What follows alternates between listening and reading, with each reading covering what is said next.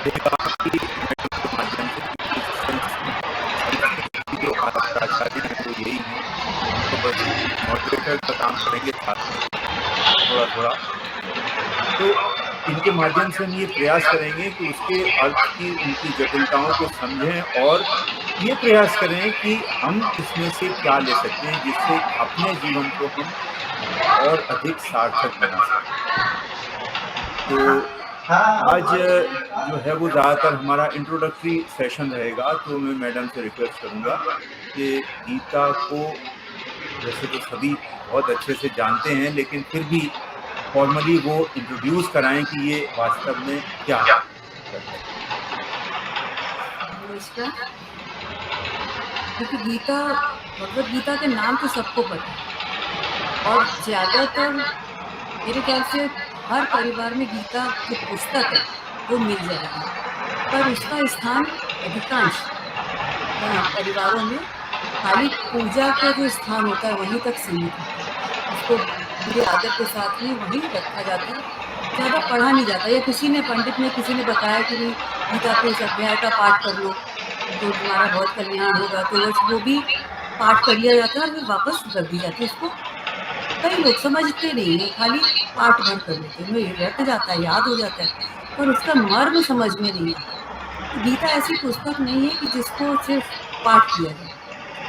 गीता एक ऐसी पुस्तक है जिसमें से हर व्यक्ति के जीवन में कैसी भी कोई भी समस्या हो, कहते हैं कि उसका समाधान भगवत गीता में ना हो ऐसा हो ही नहीं सकता। तो आज एक पहले तो सामान्य जानकारी लेते हैं भगवत गीता के विषय में। वैसे तो एक छोटी सी पुस्तक दिखती है, इतनी सी एक पॉकेट बुक आती है, इसमें पूरे 700 श्लोक आ जाते हैं। तो इसका कहाँ से, ये इसका प्राकट्य कैसे हुआ, कहाँ से हुआ? तो जैसा कि हम लोग जानते हैं कि हमारे जो सबसे प्राचीनतम साहित्य है उसे हम वेदों के नाम से जानते हैं, सबसे प्राचीन। और वेदों को ईश्वरीय वाणी कहा जाता है, यानी वेदों में जो कहा गया वो हर तरह से सत्य माना जाता है, उसके विरुद्ध कोई भी आवाज नहीं होती, ईश्वर की वाणी। तो ये जो वेद है, वेदों के 4 भाग, 4 वेद हैं और इन सभी वेदों के 4 भाग होते हैं। उसमें पहला भाग कहलाता है संहिता। अब ये मैं जान रही कि इसका आई कहाँ से गीता। पहला भाग है संहिता। संहिता में क्या है, जितने वैदिक ग्रंथ हैं, वो वैदिक मंत्र हैं, वो उनका संकलन संहिता कहलाता है। इसके बाद आते हैं ब्राह्मण ग्रंथ। ब्राह्मण ग्रंथों में वेदों में जो कर्म कांड संबंधी जितना भी विवरण दिया गया है उसका वर्णन ब्राह्मण ग्रंथ में, उसके व्याख्या की गई ब्राह्मण ग्रंथ में। तीसरे नंबर पे आता है आरण्य। आरण्य का मतलब होता है जंगल। तो जैसा कि हम जानते हैं कि 4 पुरुषार्थ सुनिश्चित किए गए हैं मानव के लिए, धर्म, अर्थ, काम और मोक्ष, और 4 आश्रम। इसमें पहला ब्रह्मचर्य आश्रम, गृहस्थ आश्रम, वानप्रस्थ आश्रम और संन्यास आश्रम। तो ये जो तीसरा पड़ाव है जिंदगी का, वानप्रस्थ आश्रम, तब लोग एकांत गृहस्थी के भार से मुक्त होकर के और फिर एकांत स्थानों में जाकर के उपासना किया करते थे, मेडिटेशन करते थे, और जो भी ज्ञान उनको उससे मिला वो कहलाया आरण्य के रूप में हमारे सामने आता है। और जो चौथा भाग है वो कहलाता है वेदांत। ये अंतिम भाग है वेद का। वेद का सारांश जो है, सार तत्व, वो उपनिषद है। सार तत्व का मतलब वेदों का जो जितना भी दार्शनिक पक्ष है, दार्शनिक विचार हैं, जीव, जगत, आत्मा, ब्रह्म, इनसे संबंधित जो भी विचार हैं, उन सबका विवरण उपनिषदों में पाया जाता है। तो ये जो उपनिषद हैं, इनकी इसमें पूरा वेदों का सारांश है। और चूंकि इनकी भाषा थोड़ी कठिन है, वैदिक भाषा, वैदिक संस्कृत, तो वो वैदिक संस्कृत को समझना धीरे धीरे करके जैसे से उत्तरोत्तर आगे समय बढ़ता गया, लोगों के लिए मुश्किल आती है। तो वो समझना थोड़ा सा मुश्किल पड़ने लगा। उसके बहुत गूढ़ गंभीर विषय हैं। तो इन्हीं उपनिषदों का सार भगवत गीता में इन उपनिषदों का पूरा सार तत्व जो है वो बताया गया है। जैसे कि एक श्लोक भी आता है, सर्वोपनिषदो गावो गोवदा गोपाल नंदना, जितने उपनिषद हैं वो तो गाय की तरह।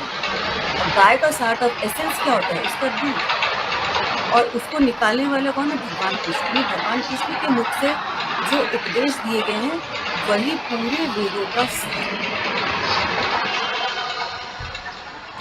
और इसकी जो भाषा है गीता की, वो उपनिषदों से बहुत सहज है। विषय वही है पर भाषा सहज है।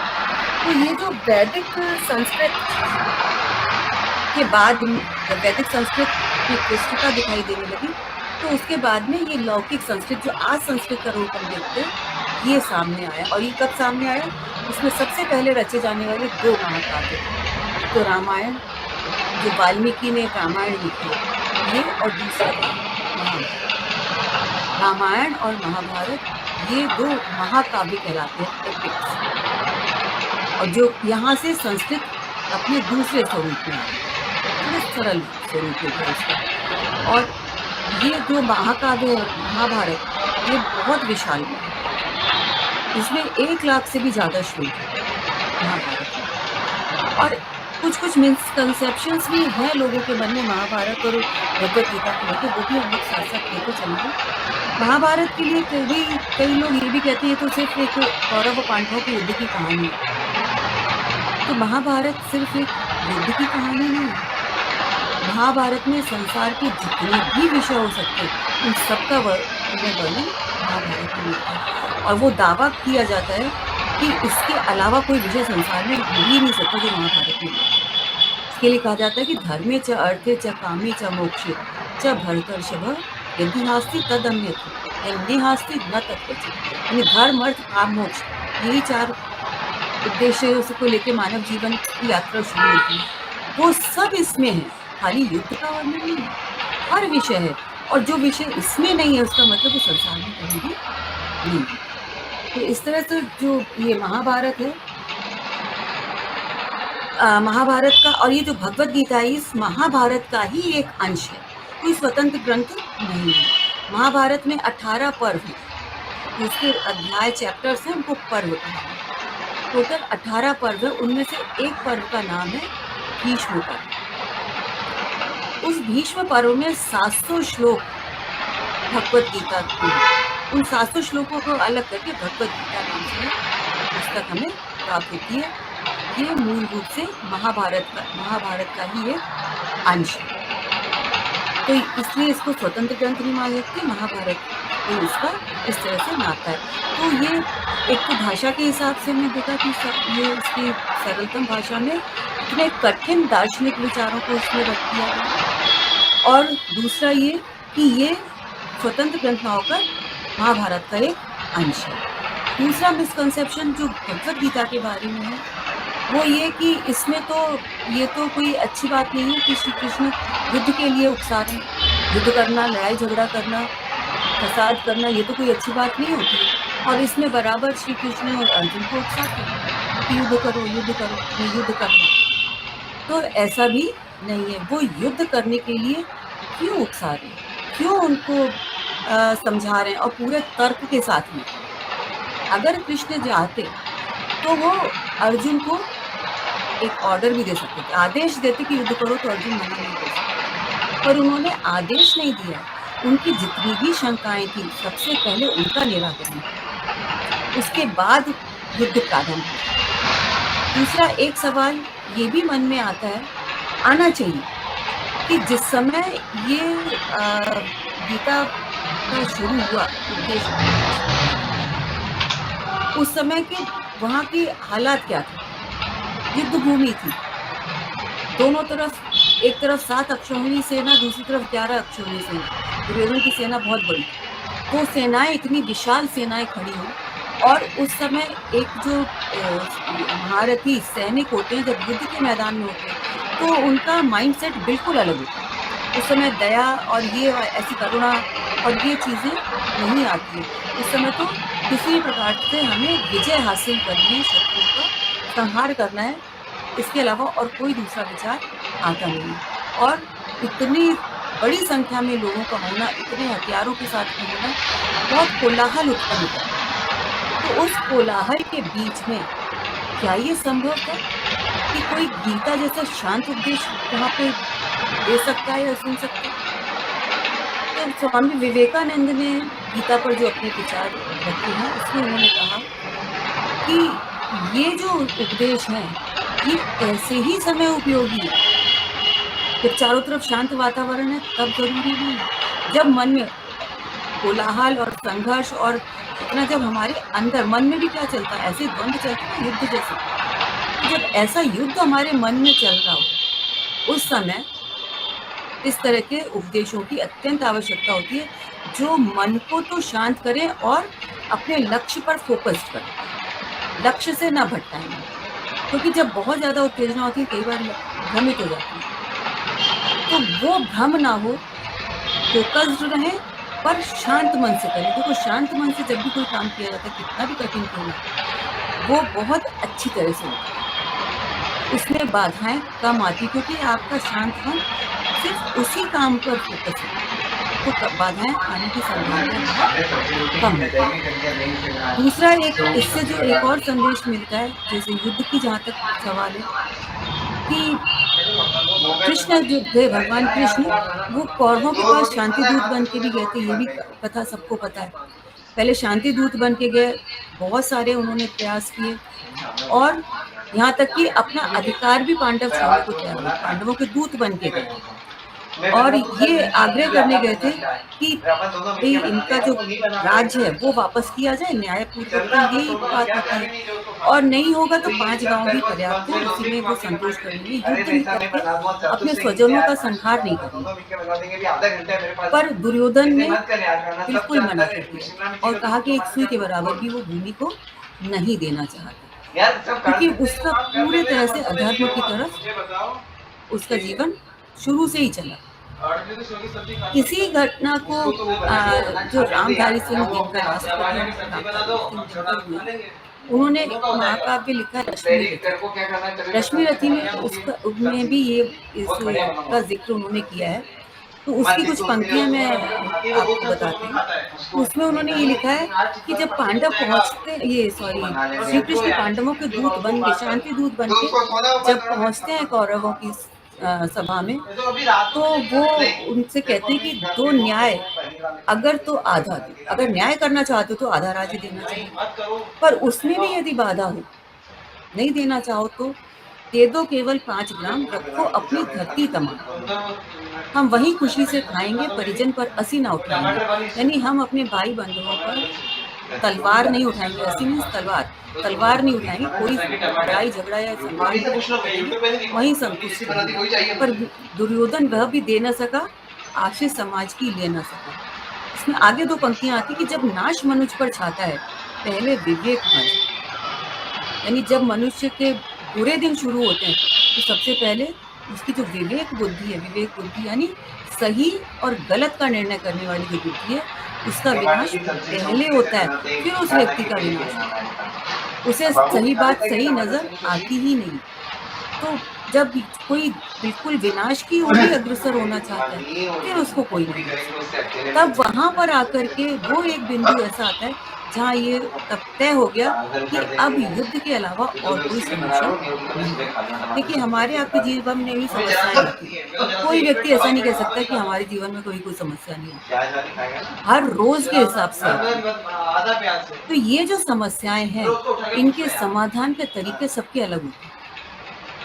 कुछ इतने जल्दबाज होते हैं कि बहुत शॉर्टकट तरीके से अपनी समस्या का समाधान करना चाहते हैं, शॉर्टकट की चीज़ों में उनमें धैर्य नहीं है बिल्कुल, कि समय आने पर कुछ प्रयास करें। तो कितने टमाटर हैं दोनों के बीच? और कुछ ऐसे होते हैं जो धैर्य से सही समय आने की प्रतीक्षा करते हैं और फिर उसका समाधान करते हैं। अरे सोया है ना वो। पांडवों का और ये जो युद्ध हमें ये एक सीख देता है कि उन्होंने भी पहले शांति के पूरे प्रयास कर लिए थे, डायरेक्टली युद्ध पर नहीं आए। पहले सारे प्रयास उन्होंने जब कर लिए, वो सभी विफल हो गए, तब एकमात्र युद्ध एक विकल्प बचता है, तब उन्होंने युद्ध का मार्ग चुना।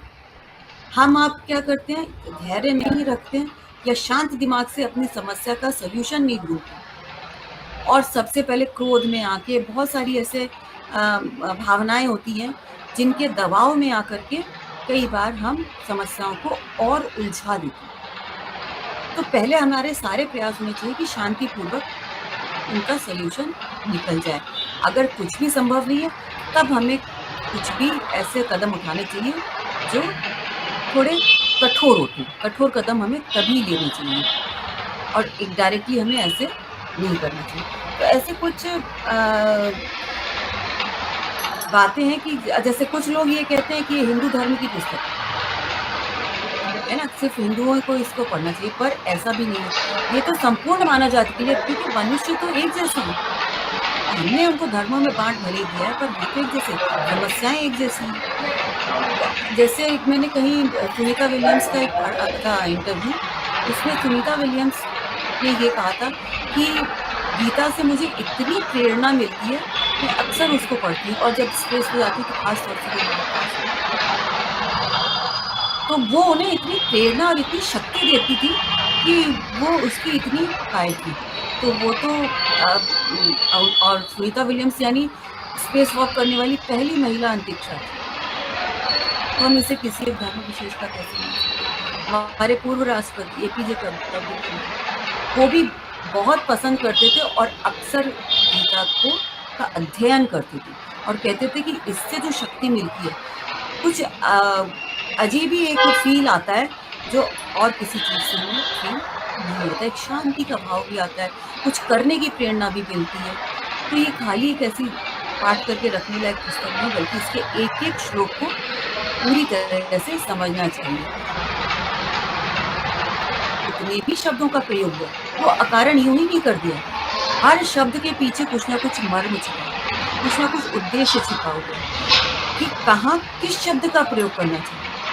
अक्सर जो इस कला में माहिर नहीं होते ना, सामान्य जन हम तो वो कई बार शब्दों का प्रयोग जब गलत कर बैठते हैं, तो वो भी झगड़े के कारण होते हैं। तो कहाँ, कब और कैसे किन शब्दों का उपयोग करना चाहिए, किस लहज़े में करना चाहिए, कहाँ धैर्य दिखाना चाहिए, ये सारी चीज़ें हमें भगवद गीता में सीखने को मिलती। तो इसको हमें इस दृष्टि से ही करना चाहिए। यानी अब हमने देखा कि वेदों से जो धारा चली, तो गीता में एक सरलतम रूप में हमें वैदिक ज्ञान प्रदान करने वाली है।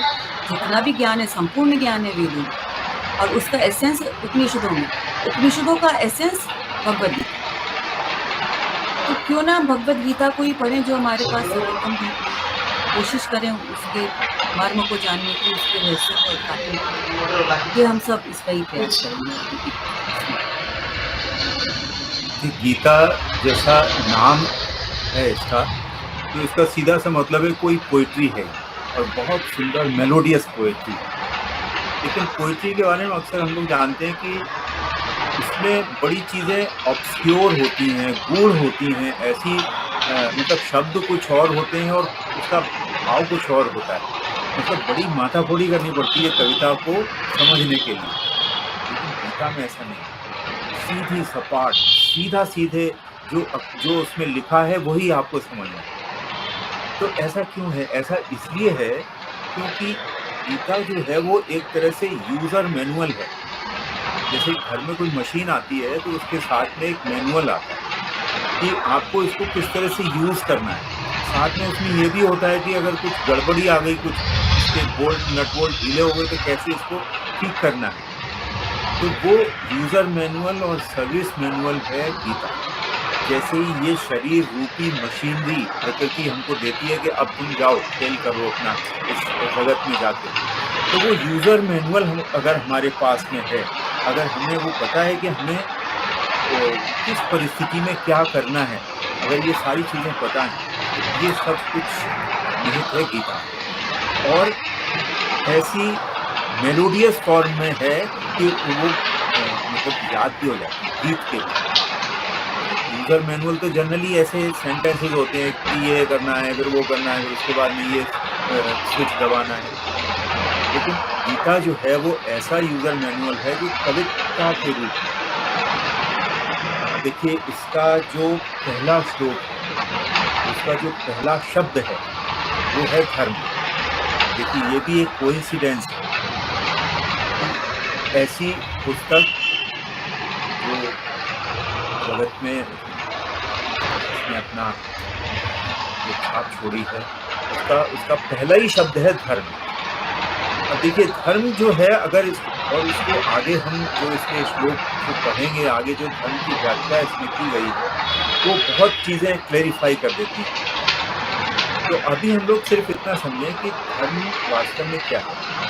देखिए प्रकृति जब भी किसी जीव को जन्म देती है तो उसके साथ में उसका धर्म भी उसमें निरूपित कर देती है। जैसे कोई जानवर है, मान लो फॉर एग्जाम्पल बिल्ली का जन्म हुआ उसी समय उसमें जन्म भी नहीं हुआ, जब वो गर्भ में आई, जब बिल्ली रूपी जब गर्भ में आई तभी उसी समय प्रकृति उस पर ने उसको धर्म निरूपित कर दिया कि ये बिल्ली का धर्म है तुम्हारा और ये धर्म तुमको पूरी निष्ठा से निभाना है।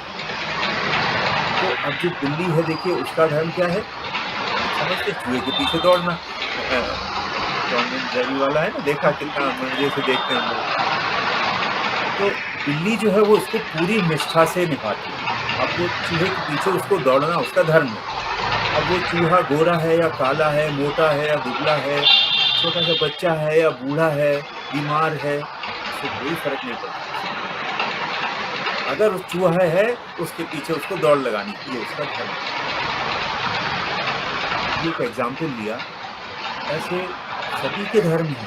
कोई वनस्पति है उसका अपना धर्म है, खड़े रहो एक जगह, कोई पत्थर मारे तो फल बरसा दो, फूल बरसा दो, ये उसका धर्म है। मानव का धर्म बहुत संघर्षपूर्ण है। क्यों? क्योंकि मानव होने के साथ साथ वो एक जानवर भी है। होमो सेपियंस नाम से जानते ना। तो जो जानवर की जरूरतें हैं, जो वो तो उसको पूरी करनी है, साथ में मानव धर्म भी नहीं। तो ये अधिक संघर्षपूर्ण है। देखिए बिल्ली का जो धर्म है वो अपने आप में बहुत अच्छा है, लेकिन मानव धर्म अगर है तो उसको सोचना पड़ेगा, निर्णय करना पड़ेगा, और उसके लिए जो सबसे बड़ी जिम्मेदारी होती है वो है चुनने की क्षमता, पावर ऑफ चॉइस।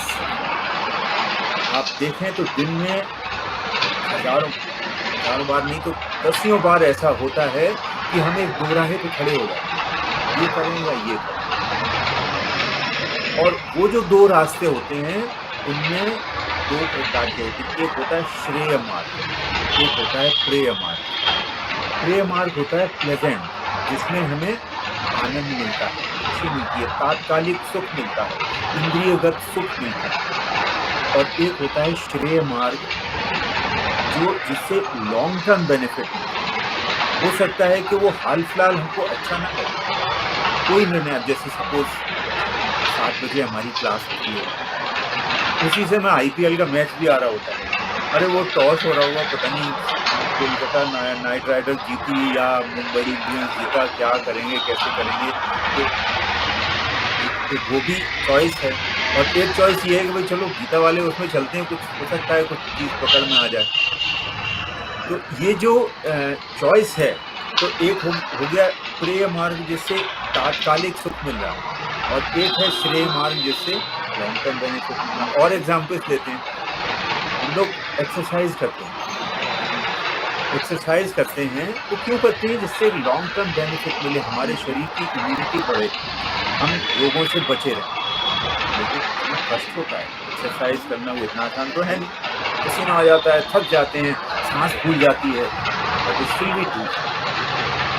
वो है श्रेय मार्ग। और प्रेय मार्ग ये है कि नहीं कोई बात नहीं, एक्सरसाइज छोड़ो, आज तो आराम करते हैं, सोफे में लेट के AC में आराम से लेटे रहते हैं, आराम करते हैं, ये प्रेय मार्ग है। ऐसे ही जो है हर कदम पे हमारे सामने ये चॉइस है। तो इन चॉइसेस में से जो अक्सर श्रेय मार्ग का चयन कर लेते हैं वो हम कहते हैं ये धर्म मार्ग पर चलने, और जो अक्सर प्रेय मार्ग पर चलने का प्रयास करते हैं, तात्कालिक सुख, इंद्रियगत सुख, को प्राप्त करने का प्रयास करते हैं और वो ऐसे ही चुनाव करते हैं, तो वो अधर्म के मार्ग पर। यहाँ पर धर्म क्षेत्रे कुरुक्षेत्रे ये यहाँ से तो शुरुआत होती है। तो हम जानते हैं कि धृतराष्ट्र जो राजा थे और वो ब्लाइंड थे, अंधे थे। अंधे तो थे कि ये उनकी एक भौतिक दुर्बलता थी, लेकिन उनके ज्ञान चक्षु भी खुले नहीं थे। तो ऐसा कहा जाता है कि जो अधर्म कहाँ से जन्मता है? अविद्या से। अविद्या क्या होती है? देखिए, अविद्या को आप लूजली ट्रांसलेट करो तो आप कह सकते हो इग्नोरेंस। कोई चीज़ पता नहीं है तो अविद्या। ऐसा नहीं है। बहुत सारी चीज़ें हमें पता नहीं, जैसे मुझे मेडिकल साइंस के बारे में पता नहीं, या मुझे चार्टर्ड अकाउंटेंट कैसे वो पूरे अकाउंटेंट बड़े बड़े लिख लेता है, कैसे वो सारे मैनेज कर लेता है, मुझे नहीं पता। लेकिन मुझे नहीं पता है, फिर भी मैं आराम में हूँ, ठीक है। जब मुझे ज़रूरत पड़ेगी तो मैं किसी की हेल्प ले लूँगा। अविद्या वो है कि मुझे पता है कि मुझे पता है और वो गलत पता है। उसकी एग्जाम्पल लो। सपोज मेरे से कोई प्रश्न पूछे कि भारत की राजधानी क्या है, और मैं हाथ खड़ा करूं और वो उत्तर दूं इस्लामाबाद, तो ये अविद्या है। मतलब मुझे पता था कि मुझे पता है, लेकिन गलत, उल्टा पता है। रॉन्ग नॉलेज इज एक्चुअली अविद्या। तो धृतराष्ट्र को जो राज्य दिया गया था वो उनको संरक्षण करने के लिए टाइम गैप अरेंजमेंट था कि भाई दूसरा जो तुम्हारा भाई है वो बीमार है, तो आप इसकी तब तक रक्षा करो, बिकम कस्टोडियन, उसके कस्टोडियन बन के रहो। और उनको क्योंकि अविद्या के कारण उन्होंने उस राज्य को अपना समझ लिया, और वहाँ से अधर्म यानी दुर्योधन की उत्पत्ति हुई। अविद्या पिता है, उससे जो जन्म लिया वो अधर्म। दुर्योधन जो है ना, बड़ा ऑनेस्ट अधर्मी था। वो जानता था, वो कहता था जानामि धर्मम न च मे प्रवृत्ति। मुझे पता है कि धर्म क्या है, लेकिन मुझे उसकी प्रवृत्ति नहीं होती। कर रहे हो, ये राह ठीक नहीं है, परेशान हो जाओगे। तो उन्होंने कहा जानामि धर्मम न च मे प्रवृत्ति, जानामि अधर्मम न च मे निवृत्ति। मुझे अधर्म भी पता है क्या होता है, लेकिन मेरी उससे निवृत्ति नहीं हो पाती। कुछ है अंदर जो मुझे उससे करने को प्रेरित करता है, अधर्म के काम को करने को प्रेरित करता है। तो बहुत सारे प्रश्न हैं महाभारत में। हम लोग अभी श्रीमद् भगवद गीता का अध्ययन करेंगे, लेकिन ये क्योंकि महाभारत का एक पाठ, तो उससे जो रिलेटेड प्रश्न है वो भी हमको बीच में आएंगे। अब एक प्रश्न ये है कि ये जो कस्टोडियन थे धृतराष्ट्र, और कितने बड़े बड़े ज्ञानी लोग थे, भीष्म पितामह, कृपाचार्य, द्रोणाचार्य, ऐसे जो ज्ञानी लोग थे, तो क्या इन लोगों ने ऐसा पालन पोषण किया कि वो कजिन्स आपस में लड़ते ही रहते थे? जो दुर्योधन है कभी भी इन लोगों को हमेशा हेट करता था, और उसने कई बार इनको मार देने के भी प्रयास किए। तो ऐसे डिफरेंस ऑफ ओपिनियंस तो हो सकते हैं भाई कजिन्स में, लेकिन ऐसी स्थिति बन जाए कि वो एक दूसरे को मारने का प्रयास करें, इसका मतलब उनके लालन पालन में कहीं कोई दोष है। अब किसको दोष दें? ये प्रश्न है जो आगे हम लोग इसका निराकरण करने का प्रयास करेंगे कि क्यों ऐसा हुआ। तो देखिए, दुर्योधन जो है वो कहाँ से जन्म लिया? उसने अविद्या से। उसको जो उसके पिता हैं वो भौतिक रूप से तो दुर्बल नहीं, लेकिन मानसिक रूप से उनकी दुर्बलता है। वो समझ ही नहीं पा रहे हैं कि वो राज्य जो है वो उनको कुछ टाइम के लिए दिया गया था, और उन्होंने उसको ग्रैब कर लिया, उनको कस के पकड़ के रखे हुए हैं, और वो अपने पुत्र के राग के कारण तो मिस एप्रोप्रिएट कर रहे हैं। अब वो जहाँ जाना चाहिए वहाँ नहीं जाने दे। तो अब एक जो प्रश्न अभी आरंभ में ही बताया कि भगवान कृष्ण चाहते तो रोक सकते थे युद्ध को, इतनी जो विभीषिका युद्ध की थी उसको रोक सकते। आज भी हम लोग कहते हैं कि कुरुक्षेत्र, धर्म क्षेत्र कुरुक्षेत्र, कुरुक्षेत्र एक जगह आज भी है, और लोग कहते हैं कि वहाँ की मिट्टी आज भी लाल है। क्यों लाल है? वो युद्ध हुआ था, इतना रक्त वहाँ पर हुआ, उसमें जो हीमोग्लोबिन होता है रक्त में, उसका हीम जो है ना वो अभी भी है उसमें आयरन की फॉर्म में, and the soil is still fed. तो क्यों वो उस वक्त रोक देते तो अभी कुरुक्षेत्र जो है ना हरा भरा होता, बढ़िया उसकी मिट्टी होती। क्यों इतने लोग मरवा दिए उन्होंने? तो देखिए यहाँ पर एक इमेजिन करिए, कल्पना करिए, ध्यान से सुनिए। मेरे पास में एक बहुत कहना चाकू है, वेरी शार्प, और मैंने उसको नाभि में इंसर्ट किया यहाँ पर, उसको यूं खोल दिया, और फिर मुझे वो कटर होता है ना, आरी जो इलेक्ट्रिक से चलती है, उससे मैंने अपने चेस्ट की उसमें किया और उसको काट दिया, फिर उसको ओपन अप कर दिया। ऐसे लोग सहम गए। ये जो अभी मैंने आपको वर्णन बताया, ये क्या है? एक्चुअली ये बाईपास सर्जरी का फर्स्ट स्टेप। सोच, किसी के हार्ट में ब्लॉकेज है, उसकी कैरोटिड आर्टरीज ब्लॉक हो गई, हार्ट को रक्त जो है वो ठीक से नहीं पहुंच पा रहा, किसी भी क्षण उसको हार्ट अटैक आ सकता है, कार्डियक अरेस्ट आ सकता है, उसकी डेथ हो सकती है। क्या जरूरी है? ये तो अभी मैंने बताया, चाकू से खोलो, चेस्ट खोलो, हाथ बाहर निकालो, उसकी बाईपास सर्जरी ये जरूरी है। इसीलिए ठीक ऐसी पोजीशन थी कि वहां पर अधर्म ने इतनी अपनी विभीषिका को बढ़ा लिया था कि उसको सेटराइट करना जरूरी था। अदरवाइज समाज में विकृतियां फैल सकती थी, पूरा समाज जो है वो अधार्मिक हो सकता है। यथा यथा ही धर्मस्य ग्लानिर्भवति भारत। अच्छा, वो कहते हैं ना कि जब भी धर्म की ग्लानि होगी मैं आऊंगा और उसको सेटराइट करूंगा।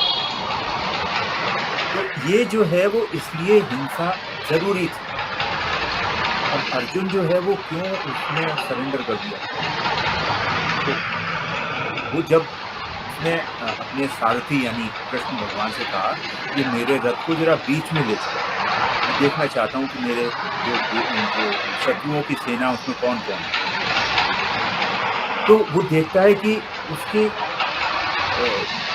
ग्रैंडफादर भीष्म पितामह, उसके टीचर जिन्होंने उसको धनुष पकड़ना सिखाया, और उनके जो गुरु जिन्होंने उनको सारी तालीम दी, सारा शिक्षा दी, वो उनके सामने खड़े। देखो, इमेजिन करो आप में से बहुत से लोगों के ग्रैंडफादर लोगों के क्यों, क्या हम इमेजिन कर सकते हैं कि उनको कोई मैं हार्म कर दूं, कोई चोट पहुंचा दूं? अर्जुन की ये व्यथा, उसका विषाद, और ये निरर्थक नहीं है। उसको पता नहीं है कि उसकी कैरोटिड आर्टरीज ब्लॉक्ड हैं, तो वो कैसे वो मान ले कि नहीं तुम पेट फाड़ दो इसका। तो ये जो गीता है ये उन्होंने बताया भगवान कृष्ण ने कि देखो ये जो कैरोटिड आर्टरीज हैं ये ब्लॉक्ड हैं, जो प्राण रूपी रक्त जो है हृदय को मिलना चाहिए वो मिलना बंद हो गया। ये अधर्म की शुरुआत है और यहाँ से समाज का पतन हो जाएगा। और तुम क्योंकि क्षत्रिय, उसने तो ये कह दिया कि मैं क्षत्रिय धर्म छोड़ दूं, मैं भीख मांगने लगूं, उससे अपना पालन पोषण कर लूं। भगवान चाहते तो उसको एक कटोरा दिलवा देते, फिर चल भीख मांग लेना और अपना पालन पोषण कर लेना, अच्छा हो जाता, किसी का कोई नुकसान नहीं होता। उस समय एक बिगर पिक्चर अगर देखें तो उनके लिए आवश्यक था, उस समय के समाज के लिए आवश्यक था कि उसका तुरंत के तुरंत इलाज किया जाए। क्योंकि जो पहला जो श्लोक है केवल यही श्लोक है शायद जिसमें धृतराष्ट्र उवाच लिखा है, जिसमें धृतराष्ट्र कहते हैं कि ये जो युद्ध क्षेत्र है, कुरुक्षेत्र है, उसमें मेरे अभी मैडम बताएंगी आपको डिटेल में कि उसमें वो क्या हुआ। तो ऐसा ऐसा महाभारत में स्टोरी है कि महर्षि व्यास सिद्ध पुरुष थे। उन्होंने जो है ये उनको ऑफर दिया था धृतराष्ट्र को कि हम आपको ऐसी एक डिवाइस दे देते हैं, ऐसी एक दिव्य दृष्टि दे देते हैं जो आप पूरा जो युद्ध चल रहा है वो देखते रहना। मतलब जो ऑपरेशन थिएटर में वो जो पेट खोला जा रहा है वो सब आप देख सकते हो। लेकिन वो भयग्रस्त था और उसको इतना साहस नहीं था कि वो खुद देख सके। इसलिए उसने कहा कि नहीं, मेरा जो सारथी है ना संजय, इसको वो शक्ति दे दो, मैं इससे पूछूं। जैसे हम लोग कहते हैं ना ऑपरेशन थिएटर में कि हमें देखना नहीं है, पर वो जो नर्स है ना वो मुझे 5-5 मिनट में बताती रहे आके कि अब क्या हो रहा है, क्या हो रहा है, पेशेंट कैसा है, क्या ऑपरेशन सक्सेसफुल हो रहा है कि नहीं।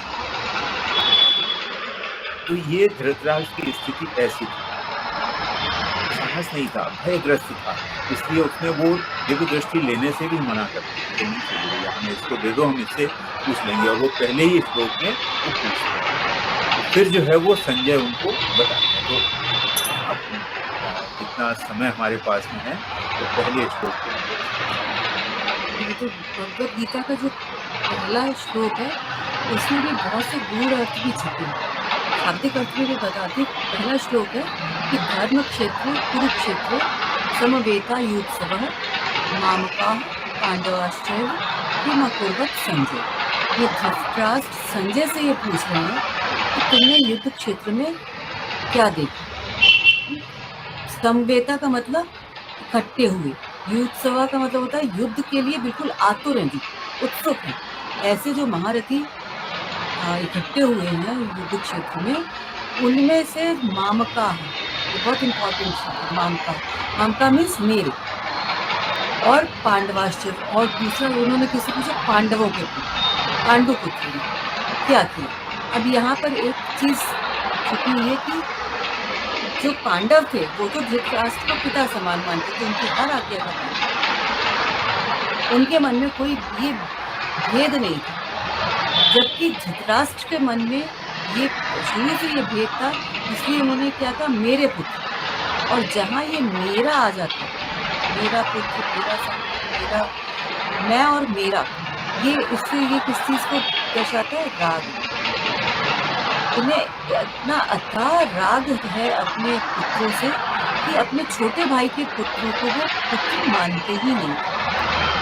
इसीलिए उन्होंने दो शब्दों का प्रयोग किया, एक जबकि माता, दोनों के कस्टोडियन थे वो, उनके अपने पुत्रों के तो पिता थे ही, तो वो तो बाई डिफॉल्ट उनके कस्टोडियन हुए, गार्जियन हुए।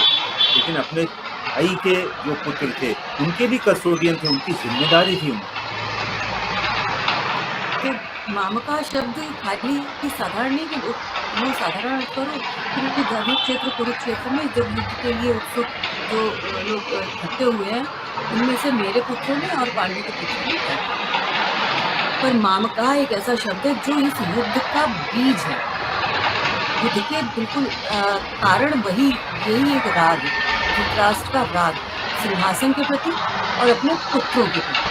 इस राग ने इतनी भयंकर विभीषिका खड़ी कर दी, इस युद्ध का कारण बना। और पांडु पुत्र ऐसे हो गए जैसे कोई दूसरे हों। पहला शब्द धर्म क्षेत्र, जो जहाँ युद्ध लड़ा गया, धर्म क्षेत्र, कुरुक्षेत्र।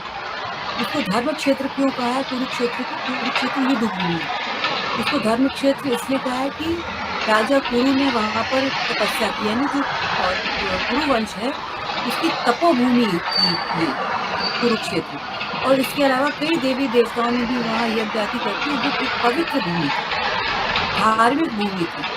तो इसलिए उसको कहा है वो धर्म क्षेत्र। कुरुक्षेत्र क्या था? धर्ममय क्षेत्र। तो वहाँ पर युद्ध के लिए उस स्थान को चुना गया क्योंकि उस पर कौरवों और पांडवों का सम्मान है, और वो धार्मिक भूमि होने के कारण कुछ लोग इसकी, सबने बहुत तरीके से टीकाएं लिखी हैं गीता पर, कुछ लोगों ने ये भी कहा कि ये तो सुनिश्चित था कि इस युद्ध में बहुत विध्वंस होगा, सेनाओं का संहार होगा, बहुत खून बहेगा, बहुत सारे लोग मारे जाएंगे। तो ऐसी पवित्र भूमि में जब वो अपने प्राण त्यागेंगे तो उनको किसी अच्छे लोग की प्राप्ति होगी, क्योंकि वो धर्म भूमि, इसलिए उसमें उन्होंने युद्ध के लिए चुनी। तो धर्म क्षेत्र कुरुक्षेत्र समवेता युद्ध सभा मामका पांडवा अशिव की मृत्यु। ये धृतराष्ट्र का एक ही श्लोक है जो धृतराष्ट्र से भूल पाया गया। उसके बाद पूरे 700 श्लोकों में धृतराष्ट्र ने कुछ नहीं पूछा।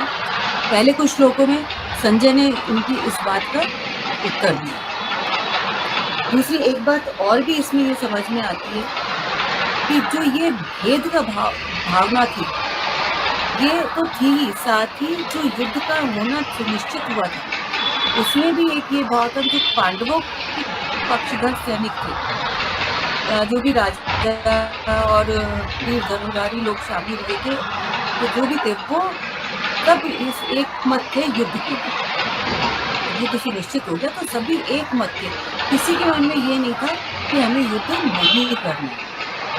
तो जो भावों का प्रवाह है वो एक ही दिशा में चले, जबकि हम देखते हैं कि कौरवों की सेना में दो तरह के विचार प्रवाह चले। एक तो जो युद्ध करके लड़के मर जाए पर हम भूमि नहीं छोड़ेंगे, इस बात पर थे, और कुछ ऐसे थे जैसे भीष्म द्रोणाचार्य, कृपाचार्य, विकर्ण, ऐसे भी लोग थे जो युद्ध चाहते ही नहीं थे, जिन्होंने बहुत चाहा कि युद्ध रुक जाए, पर अब उनकी निष्ठा सिंहासन के प्रति थी। जब आप यही सिंहासन की प्रति थी, लिहाजा उनको युद्ध में उतरना पड़ा। तो अब ये दो विचार हो गए, ना चाहते हुए भी करना और दूसरी तरफ पूरे मनोयोग से करना। तो दोनों के परिणामों का अंतर हमें पता है, इसका अंत में परिणाम क्या हुआ। जो पांडव सेना था उसकी बहुत कम क्षति पहुंची पांडवों को, और कौरव नष्ट हो, क्योंकि मत वह भिन्न था। तो इससे ये भी समझ में आता है कि कोई भी काम जहाँ इस तरह से किया जाएगा कि लोगों को मत ही नहीं मिल रहा है और पर फिर भी सब कर रहे हैं, उसमें सफलता नहीं है। जब सभी लोग राजी पूरे मन से होते हैं किसी भी प्रोजेक्ट के लिए, तो प्रोजेक्ट हर हाल में सफल होता है, क्योंकि दूसरा कोई ऐसा इमोशन, कोई दूसरा भाव आता ही नहीं है। तो उसका जो एक पॉजिटिव इफेक्ट इसमें करना है, ऐसा करना है उस केवल प्रोजेक्ट ये के लोग रिजल्ट और बाकी सबको म्यूट करना है, ऐसा ऑप्शन देख तो कर दे तो। यहाँ दो मन वाले लोग भी थे, हाँ और बोलते हैं, कुछ लोग थे जो पूरी तरह से युद्ध में कूद पड़ना चाहिए। तो ये तो इसका तो